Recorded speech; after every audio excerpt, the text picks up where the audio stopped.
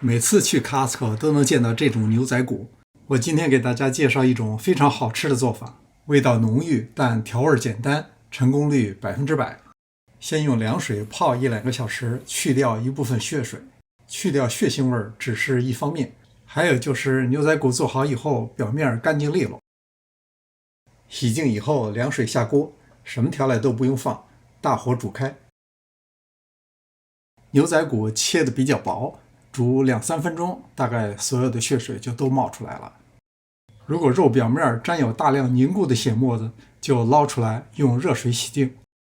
简单操作就是关火以后在锅里涮一涮，也基本能够洗净。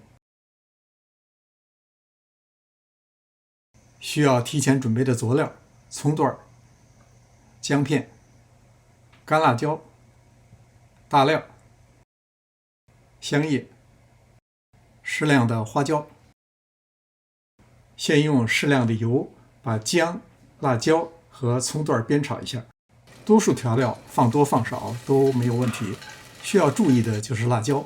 辣椒的辣度要心知肚明，不能让它左右整体的味道。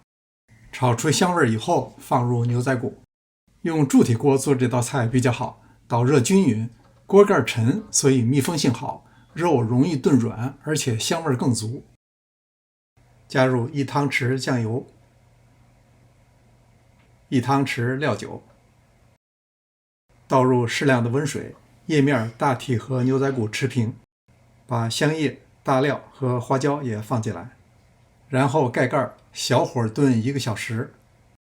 1个小时以后，加入1茶匙盐，上下翻动一下，接下来就不用盖盖了。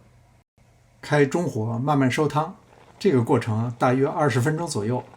当水剩的不太多的时候，神秘调料就该出场了。这是日式烧烤酱， Costco 就有卖的，大约加3汤匙。拌匀以后，继续用中火收汁儿。这道菜能不能成功，就看这个时候了。只要你站在旁边看着，别让它糊底，成功率就是100%。照我这种方法做，即使是厨房新手，也一定能够端出餐厅级别的成品。感谢您的观看，临走前别忘了点赞、订阅、评论。这里是上师厨房，我们下次再见。